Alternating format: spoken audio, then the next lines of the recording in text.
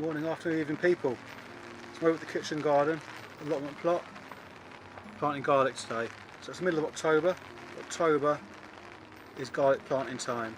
The reason I plant garlic in October is because for garlic to form a nice big bulb, it needs to experience the frost. So we put it in October now. That gives it a chance while it's still fairly warm to build up a nice strong root system.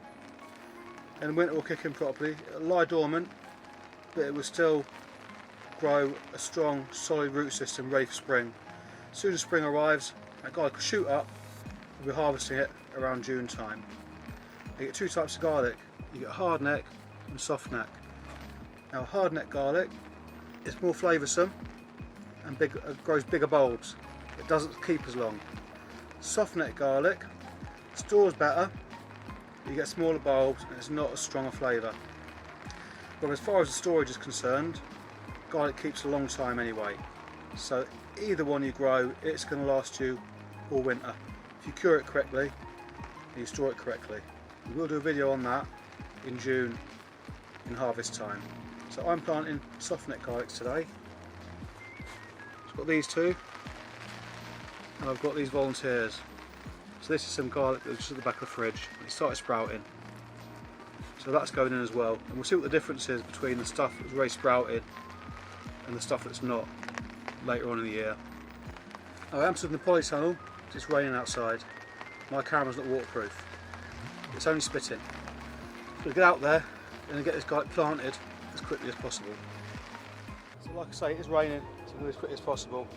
As you can see, I've laid my garlic out where I'm going to plant it. The rows of 4, the spacings of about 6 inches between each plant. And I've got a good 10 to 12 inches in between rows. I haven't quite got enough for the final row, but I'll just plant a couple of onions there or something else in the spring. Now when we plant our garlic, you're going to plant it root side down, top end up. Don't strip it right down to the bare bulb, leave a bit of the skin on. And all we're going to do is push that bulb about 2 inches into the soil. You can go ahead and use a dibber to make a hole. However, if you've got soft soil, like I have here, you could just push it in with your fingers. Now this garden bed, put this in about a week ago. We have another one over there. I didn't film this, I will be doing that one on video, so if you want to see that, hit subscribe. I prepared this bed. It was a no dig bed anyway. And what I did is I put the edging around, put down a layer of organic material, which is carrot tops and some other stuff. On top of that, I put a layer of topsoil and compost.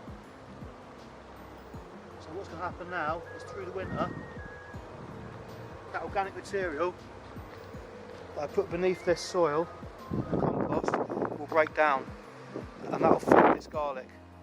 See there, the soft soil, it's just as simple as pushing the bulb a couple of inches down, cover it over.